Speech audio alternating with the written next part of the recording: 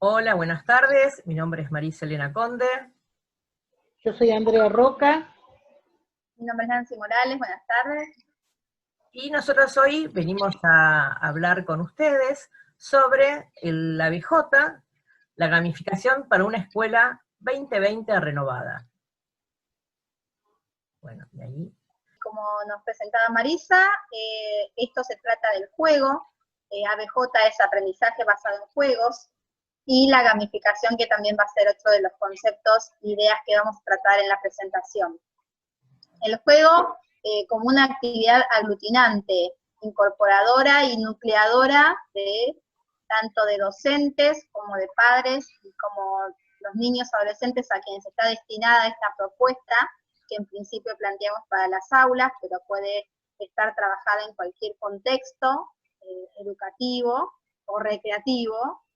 Y entonces, bueno, esta forma nueva de pensar la incorporación de los juegos y del trabajo lúdico en estos escenarios, a partir de generar experiencias siempre positivas, porque la inclusión del trabajo lúdico y de los juegos siempre da experiencias positivas, porque nos retrotrae a nuestra infancia y a esta forma de dinámica de ir incorporando los conocimientos de los entornos, de los diferentes entornos y de las propuestas educativas. Así que bueno, esperamos que podamos motivarlos para que todas estas propuestas, estas novedades, incluso en estas nuevas situaciones que nos tocan atravesar, en esta pandemia tan particular, y mundialmente modifica la forma de enseñar y de aprender, esperamos que les pueda hacer utilidad. Bueno, cuando nos referimos a la ABJ, nos referimos al aprendizaje basado en juegos, que propone una forma de vincular a los niños, a las niñas, a los jóvenes, con las emociones para lograr un aprendizaje significativo. El ABJ supone la utilización, adaptación o creación de un juego para poder usarlo en el aula, con el objetivo de adquirir una serie de conocimientos específicos. Estos objetivos y aprendizajes deben poder ser extrapolables fuera del juego. Gracias a las investigaciones sabemos que cuando nos emocionamos, logramos un aprendizaje diferente, porque nos involucramos con el material de estudio. Creemos que en estos momentos los estudiantes reciben una cuantiosa cantidad de archivos en formato PDF, con tareas a completar que muchas veces lo hacen de forma mecánica. La gamificación, en cambio, incluye determinadas mecánicas, dinámicas y reglas propias de los juegos, pero no necesariamente en un entorno lúdico, por lo que éstas se adaptarán al contenido. Es un método para usar las mecánicas del juego en un entorno educativo, por lo que puede aprovechar sus elementos motivacionales, sociales e interactivos. Para esto se puede implementar diversas estrategias y utilizar una multiplicidad de recursos. Dentro de estos recursos, los juegos en general, tenemos un montón de clasificaciones. Nosotros en este caso elegimos una donde tenemos tres grandes grupos. Por un lado, todos los juegos que estimulan la creatividad, juegos llamados sandbox, cajas de arena, que son juegos donde no hay un camino estipulado, no hay un objetivo predeterminado. Podría ser dentro de lo analógico, fuera de lo digital, los juegos con ladrillos, dentro de lo digital, juegos como Minecraft, juegos donde lo que hay que hacer es crear. Este tipo de juegos, primero, despiertan la creatividad per se, ya sea que los jueguen dentro de un ámbito educativo o fuera de él, pero con una buena consigna preparada desde el docente, puede trabajarse algún contenido curricular. Por otro lado, podemos tener los juegos desconectados. Estos juegos desconectados también pueden ser, no necesitan ser digitales.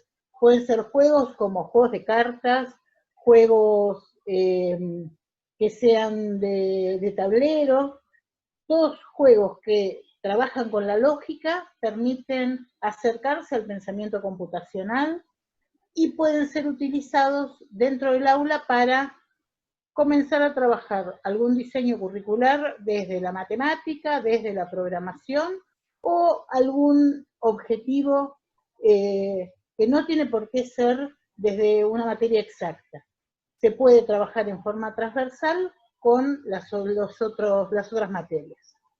Y por otro lado tenemos los juegos conectados, son los juegos que en general vemos en muchas presentaciones, apps para trabajar desde el celular, juegos que pueden jugarse desde la computadora. Al llamarse conectados, son juegos que están requiriendo de internet, quizás no están al alcance de todos, por eso hay que darle gran importancia también a los otros grupos, no solamente quedarse en el aula con estos juegos que vienen, quizás traen todo listo, pero necesitan internet, o quizás necesitan un buen celular, o necesitan toda una buena tecnología que los acompañe. Al trabajar con los juegos, tenemos que pensar en cuáles serían las ventajas de incluirlos en el aprendizaje y en la educación. Y en primer lugar tenemos la alta motivación de los alumnos en la participación en estos juegos, de que están predispuestos a aprender, porque el aprendizaje se transforma en un aprendizaje divertido, y permite apropiarse, obviamente, de los contenidos a partir del disfrute. Esto mismo genera entonces autonomía, porque los alumnos empiezan a pensar por sí mismos, les facilita la dinámica del aprendizaje, están más predispuestos, pueden integrar nuevos razonamientos, pueden a partir de de las mismas mecánicas y dinámicas que están desarrolladas en las diferentes propuestas lúdicas, pueden facilitar el razonamiento. Esto, por ejemplo, resulta en un aprendizaje activo. El docente, el alumno es el principal determinante en este tipo de aprendizaje. El docente, su trabajo redunda en un mero ejercicio de la guía, no es simple, pero es una guía en cuanto al desarrollo de las actividades y las propuestas. El alumno forma parte activa de su propio aprendizaje. La imaginación está incluida en todas sus formas, permite pensar en diferentes mundos, en diferentes personajes, en diferentes formas de desarrollar diferentes caminos para obtener algún resultado, llegar a diferentes metas, obtener diferentes logros. Fomenta muchísimo la creatividad, poder desarrollar diferentes mundos, por ejemplo, en las propuestas de sandbox o de cajas de arena, como comentábamos anteriormente, y fomenta también las habilidades sociales, entre ellas el manejo de las emociones, que luego también vamos a comentar en esta presentación. Pero son diversas ventajas que invitan a incluir el aprendizaje basado en juegos en la educación, en las propuestas de aula. Hablando del aprendizaje y las emociones, nosotros distinguimos como que jugar hace que la persona que juega se involucre. Entra en lo que Huizinga menciona como el círculo mágico. Ese círculo que hace que uno borre lo que está alrededor y está tan inmerso que está como desconectado de lo externo, de lo exterior. Y justamente las emociones tienen mucho que ver con esta propuesta de jugar de aprender con juegos. La toma de conciencia de estas emociones, poder manejarlas,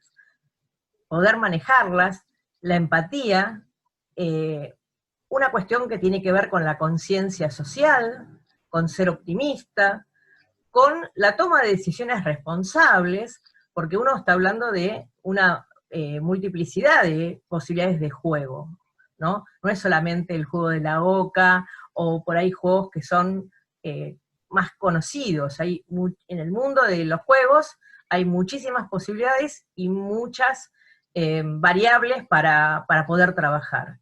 Ser cuidadoso, respetar a los demás, saber identificar un problema, fijar objetivos realistas, saber resolverlos, los problemas, saber comunicar, saber expresar, saber cooperar, porque los juegos, en un punto, pueden ser competitivos, pero también pueden ser cooperativos. Eso dependerá de la propuesta que hagamos. Saber negociar, saber decir que no, saber pedir ayuda y compensar lo que me está faltando y que el otro puede aportarme. En este caso estamos trabajando a partir de cómo implementar el aprendizaje basado en juegos en las propuestas didácticas, en la inclusión en las aulas. Y entonces, hablamos de 7 niveles o estrategias para implementar estas metodologías en el aula. Podemos, comenzando, definir en la definición un objetivo claro, en el para qué y en el por qué voy a incluir determinada aplicación o determinado juego de aquella clasificación que comentábamos al principio de la presentación, ¿sí? En la elección de qué juego y en el por qué y en el objetivo de aprendizaje particular de la inclusión. Bueno, luego transformar este tipo de aprendizajes y de los conocimientos en juego, ¿sí? De qué me va a permitir, de qué capacidades me va a permitir el juego desarrollarlas, en el por qué. Proponer un reto específico a lograr, o sea, no jugar porque sí. El juego no se incluye porque sí para entretener. El juego deja de ser un entretenimiento para ser un objeto de aprendizaje. Luego, obviamente, para que no resulte un caos la implementación de este juego, establecer las reglas claras desde el comienzo de la implementación del juego.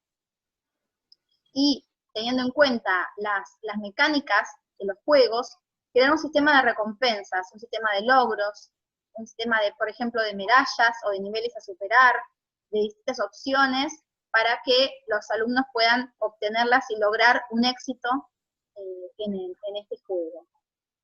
Propiciar, obviamente, la competencia leal, la competencia que no sea frustrante, sino una competencia sana y productiva, para que los logros puedan llegar a cumplirse, teniendo en cuenta los niveles educativos en el cual se está incluyendo el juego de por sí.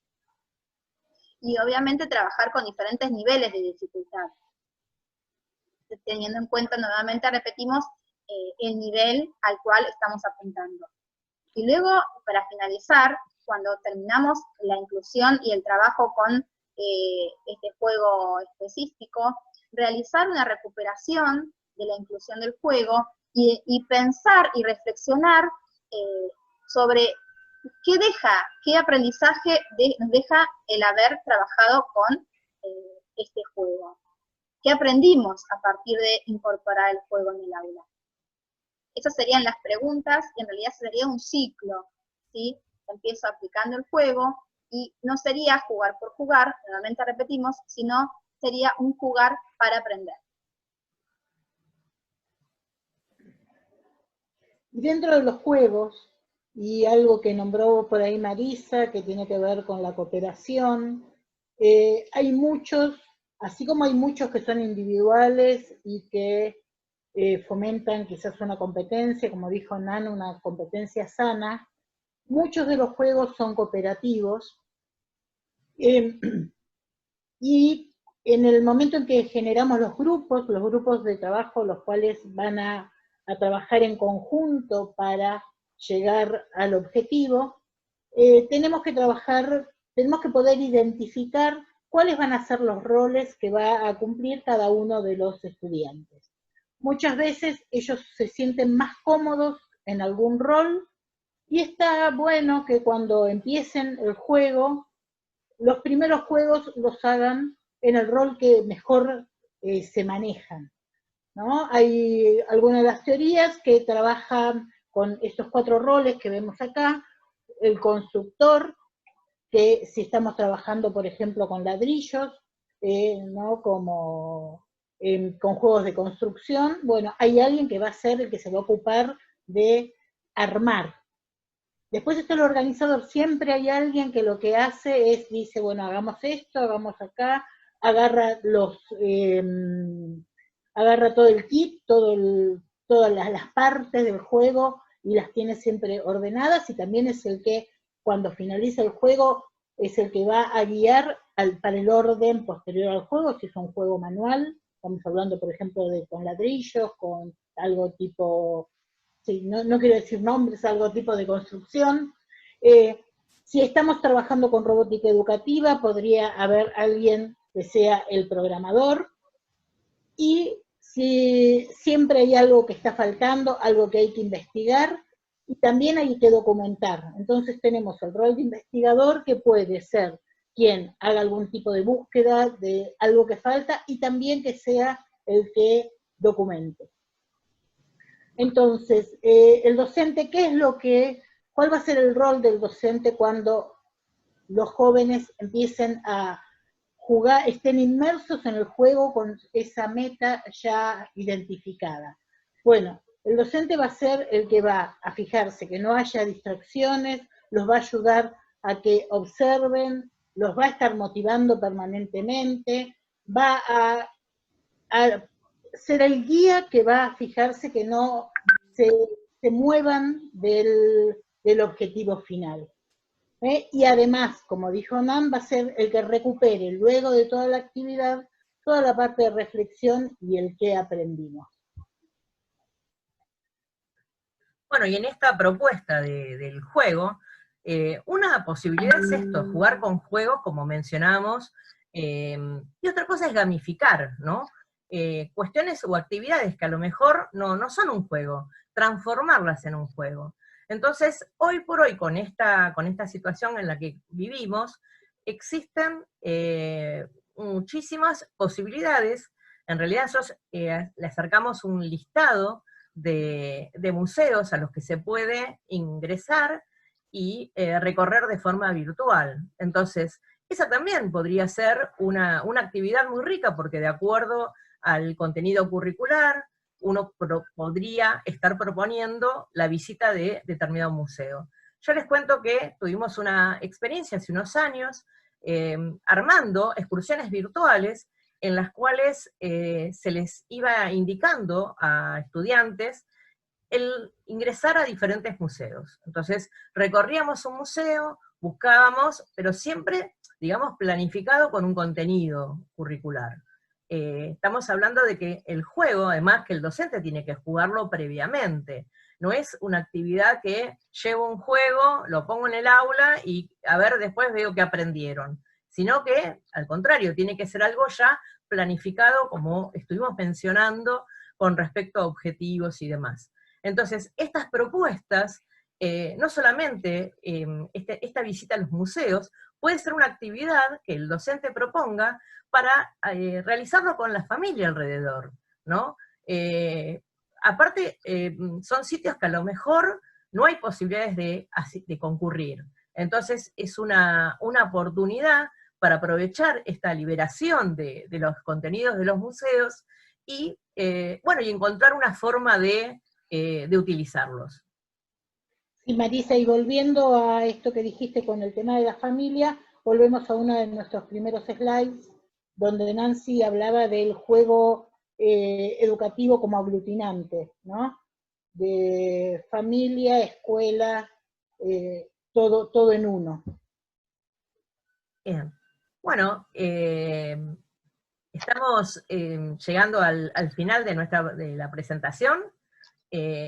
Queremos que ustedes, bueno, contagiarles este entusiasmo de pensar propuestas pedagógicas diferentes que entusiasmen y que involucren no solo a los chicos, sino a las familias. Y que el docente, además, cuando las organice, también se divierta. Eso es lo fundamental. El aprendizaje pueda ser alegre, divertido, motivador y fundamentalmente integrador de esto que mencionamos también al principio y que utilizamos para el cierre, docentes, alumnos y familias. Nos despedimos entonces, ya no nos queda tiempo. Un saludo. Un saludo para todos. Y bueno, muchas gracias Natalia por proponer estos espacios.